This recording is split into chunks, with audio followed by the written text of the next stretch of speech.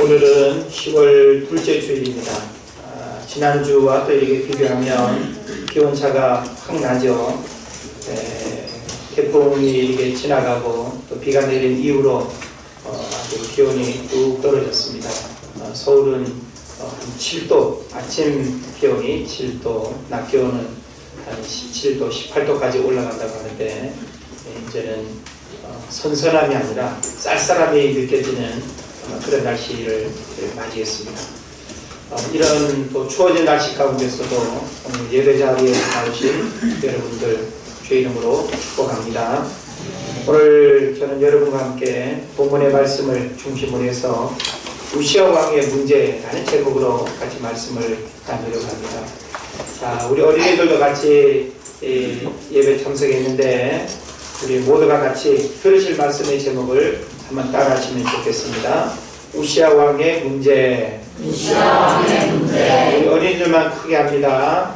우시아 왕의 문제. 우시아 왕의 문제. 네, 안 한 친구가 2명이 있어요. 네. 한 번 더 합니다. 우시아 왕의 문제. 우시아 왕의 문제. 네, 입에 손가락 물고 있는 친구가 아직 있어서요. 네. 네, 한 번 더 크게 합니다. 우시아 왕의 문제. 우시아 왕의 문제. 네, 자, 오늘은 우시아 왕의 문제라는 제목으로 말씀을 들을 텐데 이스라엘에 왕들이 많이 있었어요. 그 많은 왕들 가운데 우시아라는 왕이 있었는데 그 우시아 왕은 과연 어떤 왕인지 우리가 알아야 될 것이고 또 우시아 왕의 문제라고 했으니까 우시아 왕에게 어떤 문제가 있었길래 오늘 우리가 우시아 왕을 통해서 우리들 신앙과 또 삶에 또 영적인 교훈을 또 받아야 하는지 그걸 우리가 좀 살펴보는 시간 되기를 바랍니다. 먼저 우리가 우시아 왕에 대한 이해를 충분히 하고 난 다음에 우시아에게서 발견되는 문제를 우리가 찾아보도록 하겠습니다. 우시아 왕은 누구인가 라고 하는 설명을 우리가 이해하려면 26장 1절부터 사실은 쭉 읽어야 됩니다. 근데 오늘 시간 관계상 16절부터 23절까지 읽었는데 16절부터 23절까지 읽은 이 부분은 우시아 왕의 문제에 대한 내용이 담겨져 있고 읽지 않은 앞부분은 우시아 왕이 누구인가 라고 하는 그런 인물에 대한 설명을 기록하고 있습니다. 그래서 먼저 우리가 우시아 왕에 대한 문제를 이해하기 전에 우시아 왕이 누구인가 라고 하는 사실을 먼저 살펴봐야 되는데요. 3절 말씀을 우리가 한번 보겠습니다. 3절에 보니까 우시아가 왕이 됐는데 몇 살에 왕이 됐다 그랬어요? 예, 우시아가 왕위에 오를 때에 나이가 16세라 그랬어요. 자, 16살에 왕이 됐으면 빨리 된 건가요? 늦게 된 건가요? 예, 굉장히 빨리 된 거죠. 그러니까 옛날에는 아버지가 왕이었으면 내가 왕이 되고 내가 왕이면 내 자식 중에 한 명이 또 왕이 되는 거예요. 이걸 이제 봉건 제도라고 하는데 옛날 우리나라 조선시대에도 다 이렇게 왕이 되어졌습니다. 그래서 이스라엘도 그런 왕의 제도를 가지고 있는데 이 우시아 왕의 아버지는 아마샤인데 이 아마샤가 늦게 나왔던지 아니면 16살에 왕이 될 수밖에 없는 죽음을 맞이했던지 그런 이유로 이제 그 아버지의 대를 이어서 16살에 왕이 된 겁니다. 보통 우리가 왕이 되면 굉장히 많은 권세와 또 부귀영화를 이렇게 누리기 때문에 참 일찍 왕이 된다는 것은 우리가 봤을 때는 굉장히 부러운 일이죠. 와, 저렇게 일찍 왕이 돼서 얼마나 긴 시간 왕 노릇을 이렇게 할 수 있었을까 하는 생각을 우리가 하게 됩니다. 그런 면에서 젊은 날 청소년 시기에 왕이 됐다라고 하는 이것은 우리가 부러워할 수 있는 그런 이제 모습이 되는 거죠. 자, 그런데 이 16살에 왕이 된 우시아가 4절에서 뭐라고 표현하고 있는가 하면 우시아가 그의 아버지 아마샤의 모든 행위대로 여호와 보시기에 정직하게 행하여 라고 이렇게 기록하고 있습니다. 자, 우시아 왕이 16살에 왕이 됐는데 16살이라고 하는 나이는 어찌 보면 철이 들지 않았죠. 그죠? 왕이라고 하는 그 권력을 가지고 있기 때문에 얼마든지 자기에게 주어진 그 힘의 권력을 나쁜 쪽으로 이용도 할 수 있잖아요. 그런데 이 우시아 왕은 오늘 성경에 보게 되면 여호와 보시기에 정직하게 행했다라고 이렇게 기록하고 있습니다. 그러니까 사람들이 왕을 정직하게 평가하는 것이 아니라 하나님의 왕을 정직하게 평가할 만큼 이 우시아 왕은 16살의 왕이 되는데도 불구하고 굉장히 왕으로서의 삶이, 그리고 왕으로서 주어진 어떤 권력과 그런 힘을 남용하지 않고 굉장히 하나님을 두려워하면서 이 왕의 자리를 잘 지켰다라는 하는 사실을 우리가 생각을 해볼 수 있습니다. 그래서 여기서 우리가 잠시 좀 깊이 있게 살펴봐야 될 메시지가 있는데, 여호와 보시기에 정직하게 행했다라고 하는 이것은 한마디로 말하면 악한 왕이라는 걸까요? 선한 왕이라는 걸까요? 선한 왕이라는 거죠. 그래서 저는 오늘 여러분에게 여기서 잠시 우리가 멈추면서 성경적으로 선과 악에 대한 이해를 우리에게 어떻게 가르치고 있는지 이것을 우리가 좀 알았으면 좋겠어요. 그래서 우리는 보통 선과 악을 어떤 행동으로 구분 지을 때가 많아요. 그죠? 욕하지 않고, 거짓말하지 않고, 사람 때리지 않고, 죽이지 않고, 빼앗지 않고, 그죠? 우리는 어떤 행동으로 선하다, 나쁘다 하고 이렇게 평가할 때가 많아요.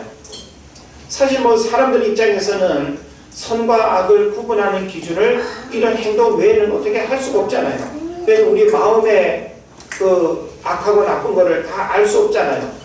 겉으로 드러나는 행동으로 우리는 이 사람이 착하다, 또 나쁘다, 좋다, 뭐 이런 이제 평가들을 한단 말이에요. 근데 성경은요, 우리에게 선과 악을 이런 윤리 도덕의 그런 행위적인 문제로 기준을 삼지 않는다라고 하는 사실입니다.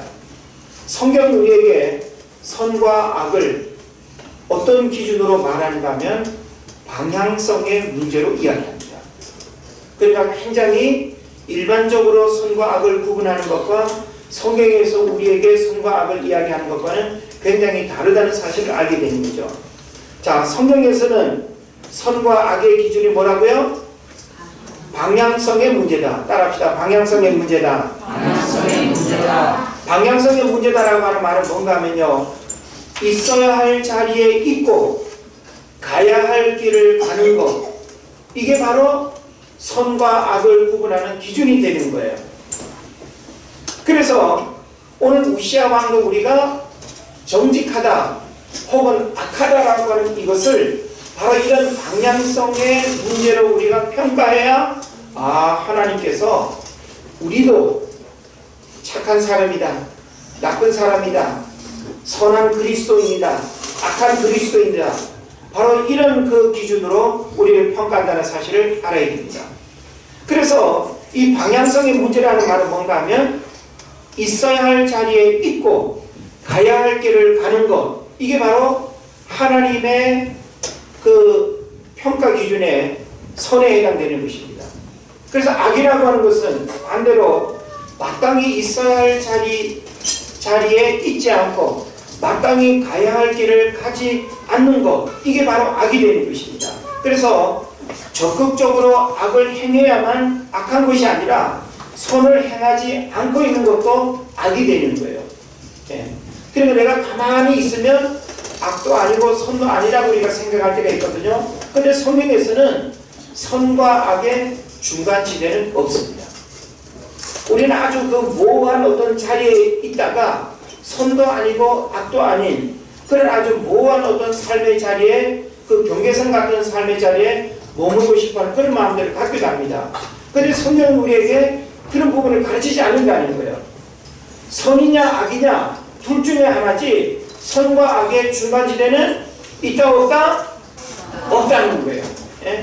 그래서 선이라고 하는 것은 있어야 할 자리에 있는 거예요. 자, 구원받은 하나님의 백성들은 어디에 있어야 될까요? 네? 원하시는 자리에 있어야 되겠죠. 하나님이 여러분에게 직분을 주시고 사명을 주시고 여러분을 구원하신 이유는 뭔가 하면 여러분이 있어야 할 자리가 어디인가라고 하는 사실 우리에게 양심을 통해서 상식처럼 우리에게 다 가르쳐 주셨어요.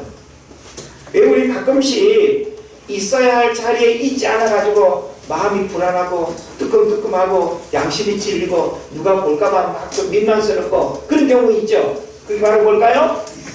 악이에요.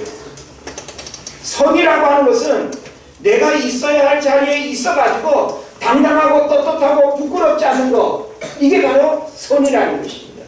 예? 예배드려야 할 자리에 있지 않고 저 술집에 가 앉아있고, 예? 예배드려야 할 시간에 술집은 아니라도 커피숍에서 친구 만나가지고 예? 커피 마시고 있다고 한다면 그 자리가 바로 악이라는, 있습니까? 커피 마시는 그 자체는 악이 아닙니다. 그런데 선과 악이라고 하는 것은 있어야 할 자리에 있지 않고 해야 할 일을 하지 않는 것, 가야 할 길을 가지 않고 있는 것, 이게 바로 악이라는 것입니다. 요나는 우리가 생각해 볼까요? 요나는 어디로 가야 했죠? 니느웨로 가야 했죠. 근데 어디로 갔어요? 다시스로 달아나려고 했어요. 그러니까 하나님이 가라고 하는 곳이 있는데 가지 않고 다른 데로 가는 그 자체가 악이라는 거예요. 우리는 선과 악을 어떤 행위적으로 윤리 도덕적으로 이해하고 그것으로 우리가 평가하려고 하면 안 된다라고 하는 사실입니다. 그래서 우리가 이런 측면에서 봤을 때 이 우시아 왕이 선하다라고 하는 것은 적어도 지금 이 앞부분의 내용에서 만큼은 우시아 왕이 대단히 하나님이 원하시는 자리에 있고 하나님이 원하시는 일을 하고 있는 그런 우시아를 우리가 보게 되는 것입니다. 자, 5절 말씀에는 이 우시아 왕을 우리가 긍정적으로 그리고 좋은 왕으로 우리가 평가할 때, 자, 5절에서는 어떤 내용이 나오는가 하면 9절에서는 하나님을 찾았고 그가 여호와를 찾는 동안에는 하나님이 어떻게 하셨다? 형통하게 하셨더라 그랬습니다. 예. 그러니까 이 우시아 왕이 하나님을 찾는 그 열심을 게을리하지 않았습니다. 그리고 그가 여호와를 찾는 동안에는 하나님께서 우시아 왕의 삶에 뭘 주셨어요? 형통함의 은혜를 주셨다는 거예요. 형통은 뭐예요? 막힘이 없는 걸 말하는 거예요. 형통은요, 내가 마음에 먹는 일들이 다 이루어지고 생각하는 일들이 잘 이루어지는 거, 이게 바로 형통이 되는 거예요. 그 다음에 7절 말씀을 볼까요? 7절 말씀은 블레셋과의 싸움 상황에서 하나님이 누굴 도우셔요? 그를 도우사 그랬어요. 여기서 그는 우시아 왕이 되는 거죠. 그러니까 지금 이 우시아 왕은 왕의 자리에 있는 이 시간 속에서 누구의 도움을 특별히 많이 받고 있어요? 하나님의 도움을 특별히 많이 받고 있는 그런 내용을 우리가 볼 수 있습니다. 그리고 8절에 보면 암몬 사람들이 우시아에게 조공을 바치매 우시아가 매우 강성하여 이름이 애굽 변방까지 퍼졌다고 그랬습니다. 이스라엘 하면 굉장히 작은 나라거든요. 작은 나라의 왕인데도 불구하고 이스라엘이 그 주변의 여러 나라에 소문이 날 정도로 아주 힘이 있고 강성해서 심지어는 그 먼 애굽의 변방까지 이스라엘의 우시아 왕을 사람들이 알 만큼 소문이 났다는 거예요. 이런 소문이 어떻게 났을까요? 하나님께서 그렇게 소문을 내게 하시는 거죠. 또 9절 말씀을 보게 되면 성문을 견고하게 하고 라는 내용이 나옵니다. 그죠? 예루살렘에서 성 모퉁이 문과 골짜기 문과 성 위에 망대를 세워 견고하게 하고 그랬죠. 예? 그러니까 성문을 견고하게 했다라고 하는 이것은 굉장히 정치적으로도 안정을, 경제적으로도 안정을, 그리고 사회적으로도 안정을 이렇게 잘 도모하고 있는 이런 왕을 우리가 보게 되는 겁니다. 그리고 10절에 보면 나라를 아주 잘 다스리고 있는 그런 우시아를 우리가 보게 되는데, 자 10절 말씀은 우리가 다 같이 한번 읽으면 좋겠습니다. 10절 말씀 시작. 또 광야에 망대를 세우고 물 운동기를 많이 파고 공원과 평지에 가축을 많이 기렸으며 또 여러 산과 좋은 밭에 농부와 포도를 다스리는 자들을 두었으니 농사를 좋아하였더라. 아멘. 자 10절 말씀을 보면 왕이 얼마든지 게으를 수 있고요, 왕이 얼마든지 백성들 뭐 어떻게 살든지 무시하고 자기는 그냥 잘 먹어 잘 사는 그런 나쁜 왕이 될 수 있거든요. 근데 지금 이 10절 말씀을 가만히 보게 되면 왕이 백성들에게 무엇을 해줘야 하는지 알고 있고, 백성들이 지금 필요로 하는 것이 무엇인지를 알고, 이 우시아 왕은 백성들의 눈높이에서 백성들의 문제들을 잘 해결해주는 그런 좋은 왕임을 우리가 성경에서 볼 수 있습니다. 그리고 제일 중요한 건 마지막 15절입니다. 자 15절 그 마지막 부분을 보게 되면 그의 이름이 널리 퍼지면 기이한 도심을 얻어 강성하여 짐이었더라 라고 기록하고 있습니다. 자 이렇게 우시아 왕이 주변 여러 나라에 소문이 나고 강성해질 만큼 힘이 있고 능력이 있고 그리고 좋은 왕으로 이렇게 소문날 수 있었던 이유가 뭐라고요?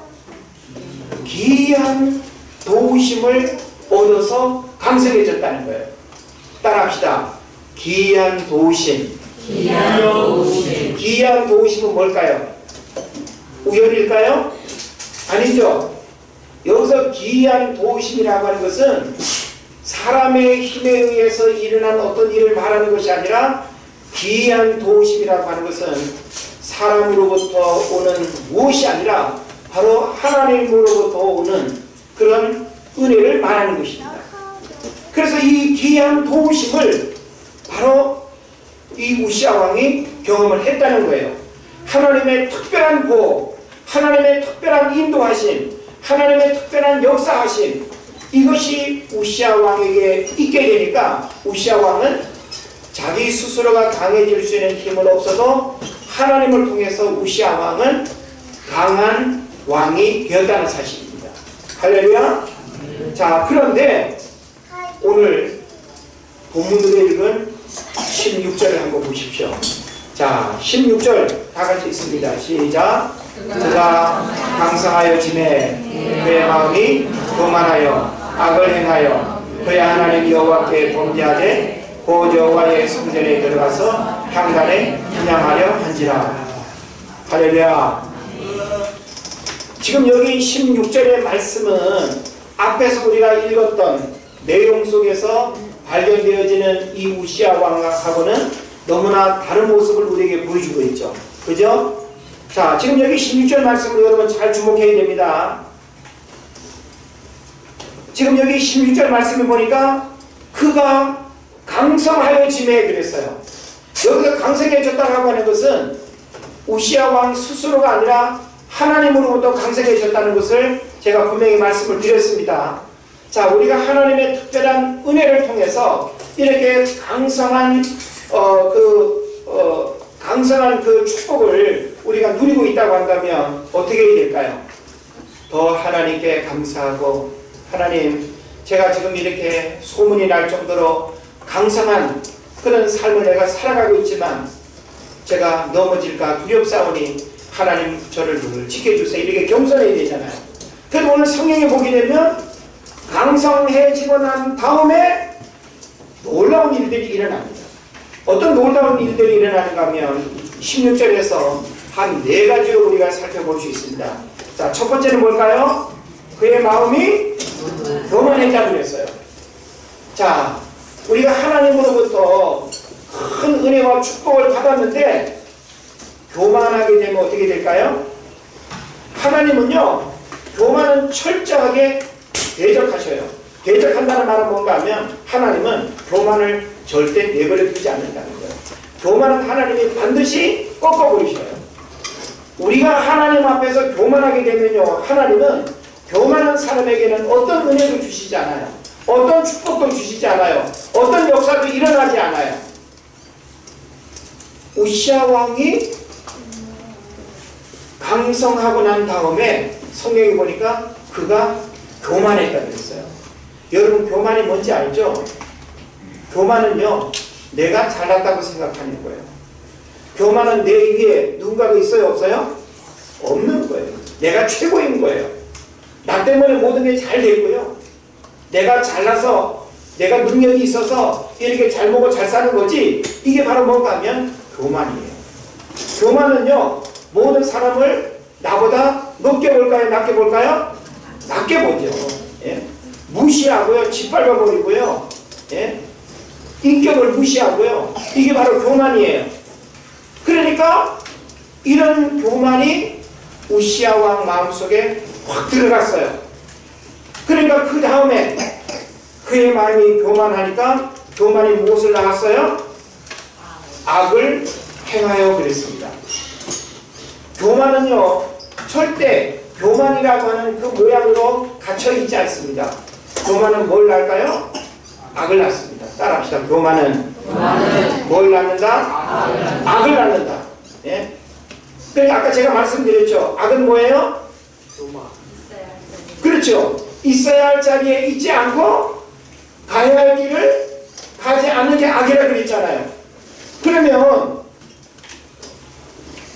우시야 왕이 강성해진 그 시간까지는 적어도 선한 왕이었으니까 하나님이 원하시는 자리에 있었고 하나님이 원하시는 일을 하고 있었다는 거예요. 그런데 우시야 왕이 교만하고 난 다음에는 악을 행했으니까 그 악은 결국 우시야 왕을 어떻게 했을까요? 있어야 할 자리에 있지 않게 하고 가야 할 길을 가지 않게 하고 해야 할 일을 하지 않게 하는 이런 죄를 지었다는 사실을 여러분 믿으시기를 바랍니다.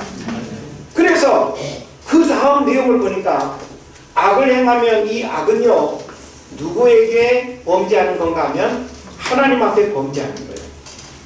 교만은 악을 낳고요 악은 하나님께 범죄하는 하나의 공식을 우리에게 가르쳐 주는 거예요. 여러분이 죄를 지으면요 부모님 앞에서 죄를 짓는 게 아니에요. 사람 앞에서 죄를 짓는 게 아니에요. 우리가 죄를 짓는다라고 하는 것은요 하나님 앞에서 죄를 짓는 거지 사람 앞에서 죄를 짓는 게 아니에요. 왜냐하면 모든 사람은 다 죄를 짓고 살아가는 죄의 속성, 죄인이기 때문에 우리는 사람 앞에서 죄를 짓는 게 아니에요. 예? 니도 죄인이고 나도 죄인이고 너도 죄를 짓고 나도 죄를 짓는데 우리는 사람 앞에서 죄를 짓는 게 아니에요. 죄가 없으신 거룩하신 그 하나님 앞에서 우리의 죄가 드러나는 거예요. 예? 그리고 구체적으로 하나님 앞에 범죄를 했다고 했는데 구체적인 범죄의 내용이 뭡니까? 16절 하반절에 나오죠? 성전에 들어가서 향단에 뭘 하려고? 분향하려 한지라 그랬습니다. 너무 안타깝지 않은가요? 여러분 잘 주목하십시오. 우시야 왕이 16절에서 왜 이렇게 타락했을까요? 16절에서 우시야 왕이 왜 이렇게 범죄했을까요? 네? 아니 성전에 들어가가지고 향단에 향을 피우는 일 해야 할 사람이 있어요 없어요? 분명히 정해져 있어요. 그 일을 해야 할 사람이 분명히 있단 말이에요. 왕은 왕으로서 주어지는 일이 있고 성전에 들어가서 향단에 향을 피우는 일은 제사장이 하는 일이란 말이에요. 그죠? 그런데 이 우시야 왕은 부귀영화 모든 걸 다 가졌어요. 세상 사람들이 부러워하는 인간적인 모든 힘과 권세와 능력을 다 가지고 있어요. 그런데 뭐만 지금 없어요? 영적인 권세가 없잖아요. 이게 바로 교만이에요. 우리 인간이 교만하면요 자족할 줄 모르고 영적인 몰공까지 하게 됩니다. 우리 교회 안에서도 겸손하면 늘 하나님 앞에서 하나님 저에게 직분 주셔서 감사합니다.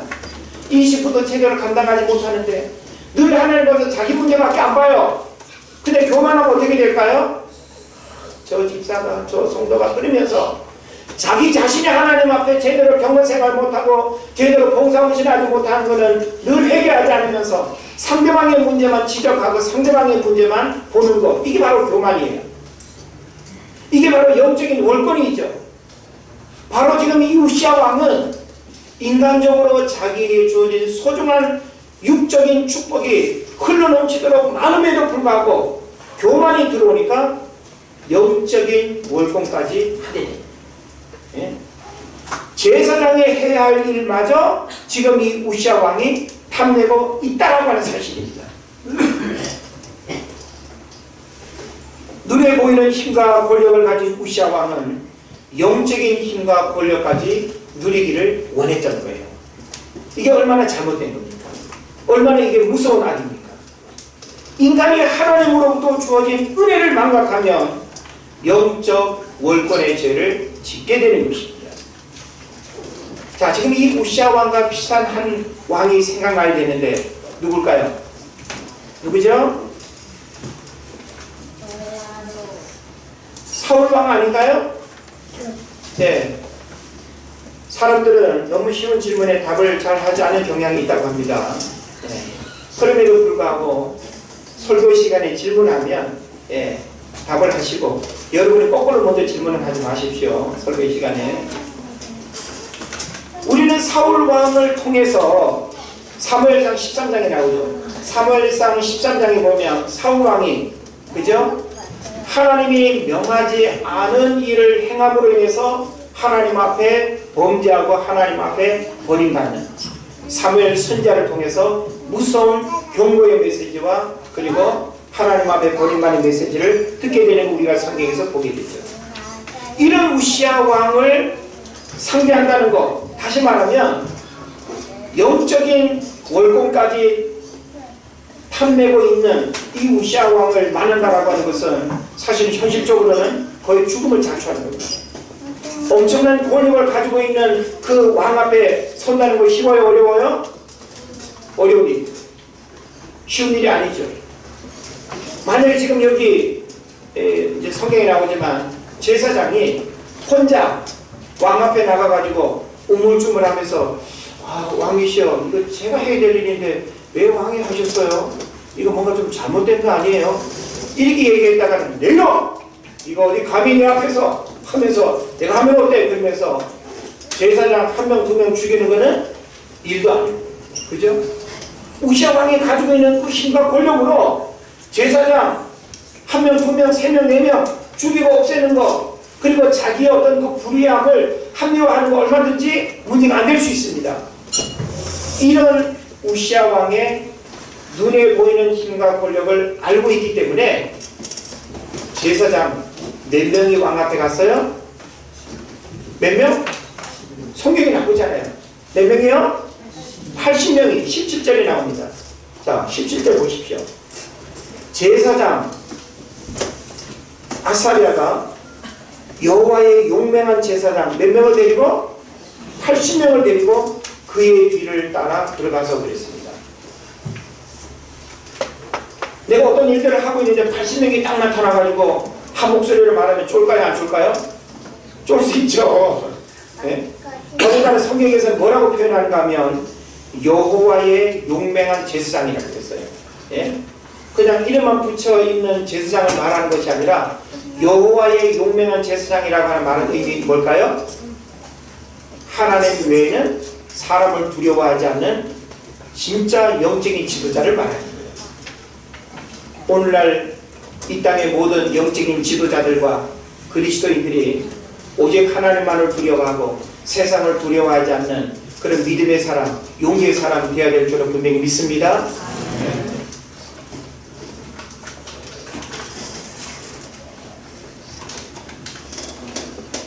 그래서 사울 왕 앞에서 사무엘 선지자가 단호하게 왕의 죄를 지적하고 하나님께 범죄했음을 선언하는 것처럼 지금 오늘 본문에서는 80명의 제사장들이 왕 앞에서 우시아 왕의 그 행동을 지적하고 있습니다. 그래서 19절에 보게 되면 우시아가 손으로 향로를 잡고 분향하려 하다가, 그러니까 아직 범죄라고 하는 측면에서 보면 범죄라는 그 행동이 오늘날 어떤 그 법적인 측면에서 보면 완결됐어요? 안 됐어요? 안 됐죠? 미수에 그친 거죠. 그죠? 어찌 보면 반쪽의 범죄만 저지르려고 그 자리에 있었다고만 볼 수 있는 거예요. 그죠? 그런데 성경은 죄에 대해서 아주 중요한 메시지를 우리에게 주고 있습니다. 자, 내가 누구를 때리지 않아도 마음에 내가 누구를 때리는 마음을 가졌으면 이미 뭐예요? 죄를 지은. 내가 마음에 음욕을 품는 그것만으로도 성경은 죄라고 이야기하고 있습니다. 지금 이 우시아 왕이 성전에 들어가서 향로에 불을 붙이는 이 일을 아직 하지 않았음에도 불구하고 이 자체가 이미 하나님 앞에 범죄라고 하는 사실을 성경이 이야기합니다. 그런 면에서요, 늘 우리의 마음의 동기와 목적이 굉장히 중요한데, 우리는 아직 건들지도 않았는데, 아직 행동하지도 않았는데 하나님이 나한테 범죄했다라고 하면은 좀 억울하다고 생각할지 모릅니다. 그런데 성경은요, 행동 자체만을 우리에게 죄로 말씀하지 않기 때문에 이미 내가 마음속에 어떤 일에 대해서 그것을 하고자 하는 욕심과 그것에 대한 어떤 마음을 품었다고 한다면 이미 상황 자체는 뭐예요? 상황 자체는 이미 범죄를 했다고 결론을 내리는 것입니다. 어떤 목사님이 평생 목회를 하면서 집 팔아 바치는 교인도 보고 땅 팔아 바치는 교인도 보고 심지어는 피를 뽑아 바치는 교인도 왔다. 그런데 성질 뽑아 바친 교인은 한 명도 보지 못했다. 이런 말을 했습니다. 뭘 의미할까요? 우리는 보이지 않는 우리 내면의 감정은 뭐 여러 가지가 있겠죠. 좋아하는 감정도 있고 나쁜 감정도 있는데 지금 오늘 성경에 보면 그 80명의 제사장들이 왕의 그 행동에 의해서 하나님께 범죄했다고 이야기를 딱 했어요. 그러니까 그 왕이 어떻게 했을까요? 성경에서 뭐라고 그대로 표현하고 있습니까? 예, 성질을 냈죠. 근데 성경이 그 성질을 뭐라고 표현한가 하면 따라합시다. 화를 내요. 큰 소리로 화를 내요. 예, 화를 내요. 이걸 두 글자로 뭐라고 한다고요? 예, 성질을.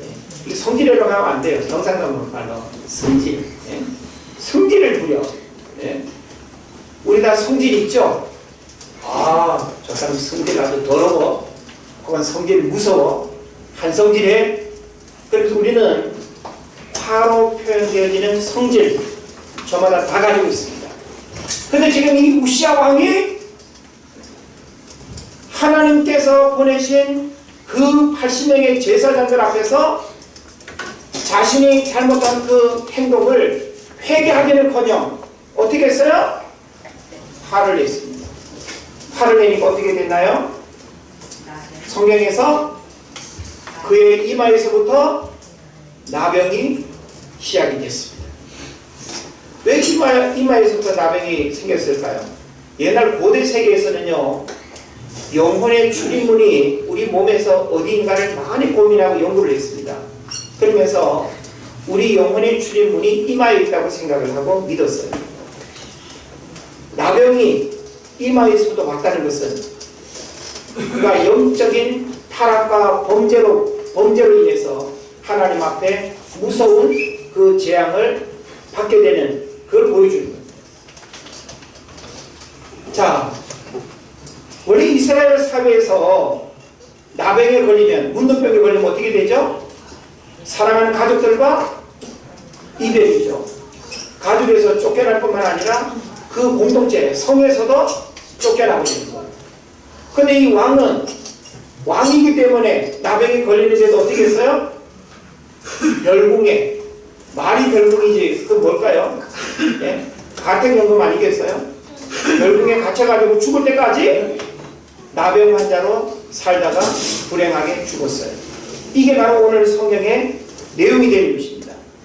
자, 여기서 우리는 아주 중요한 메시지 하나를 결론적으로 이제 듣고 마치기를 원하는데, 자, 화를 낸다는 거. 지금 우시아 왕의 그 과정을 우리가 쭉 보게 되면 사실 우시아 왕은 하나님 앞에 화를 내서는 안 됩니다. 그거 하나님 앞에 화를 내야 할 이유가 어디 있습니까? 예? 하나님께서 우시아 왕을 그렇게 강성하게 만들어준 그 은혜와 축복이 하나님으로부터 주어졌는데, 예?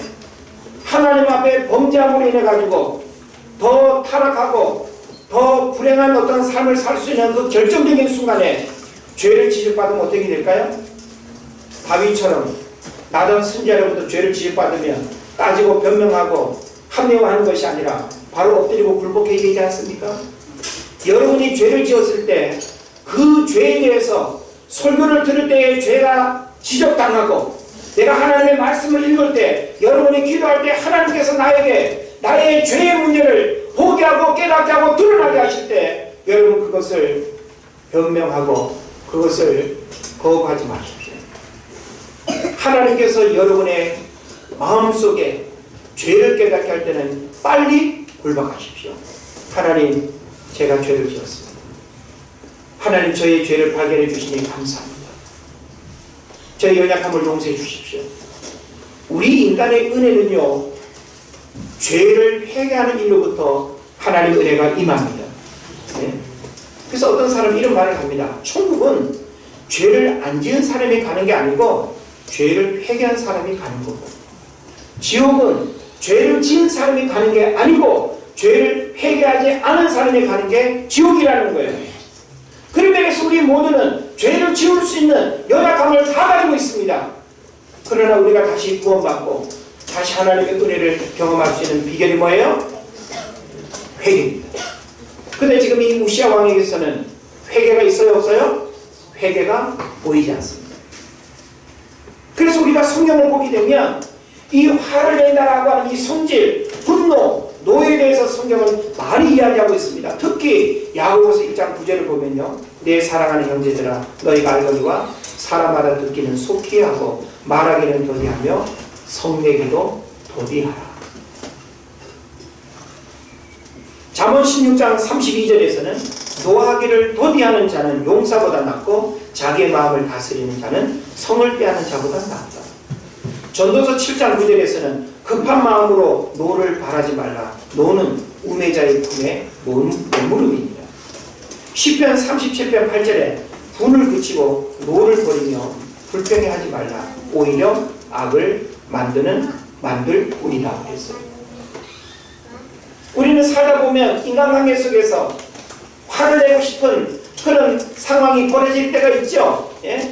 부모 입장에서 자녀들이 말 안 들을 때, 부부간에 남편이 말 안 듣고, 예? 아내와의 어떤 가족 속에 있을 때 그냥 승질버리고 화내고 집어던지고 엎어버리고 나가버리고 얼마나 그럴 수 있습니다. 그런데 성경은요, 분노라고 하는 그 화는 내가 지금까지 쌓아올린 소중한 공동탑을 무너뜨릴 뿐만 아니라 인간관계가 깨어지는 원인들도 다 이 분노로부터 옵니다. 우시아 왕의 이와 같은 불행은 우연히 온 게 아니에요. 분노라고 하는 그 감정을 다스리지 못해서 그의 삶에 이런 불행이 찾아왔다라고 하는 사실이죠. 그래서 21절에서 우시아 왕이 죽는 날까지 나병 환자가 되었고, 나병 환자가 되매 여호와의 전에서 끊어져 별궁에 살았으므로 그의 아들 요담이 왕궁을 관리하며 백성을 다스렸더라. 얼마나 안타까운 일입니까? 사랑하는 성도 여러분, 우시아 왕의 문제가 뭡니까?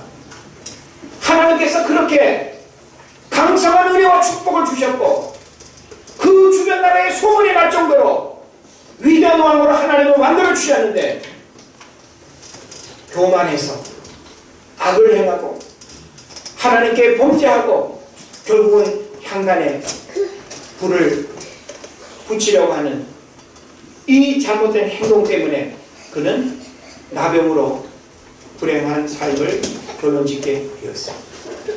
오늘 우리도 이 우시아 왕의 그 삶의 과정들을 살펴보면서 나도 얼마든지 교만할 수 있고, 나도 얼마든지 악을 행할 수 있고, 나도 얼마든지 하나님께 범죄하고 향단에 불을 붙이려고 하는 이와 같은 어리석은 행동을 할 수 있다는 사실을 알아야 됩니다. 하나님은 저와 여러분이 선하게 살기를 원하지 악한 삶을 하나님은 원하지 않습니다.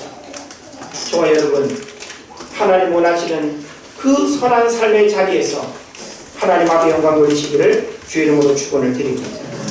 기도합시다.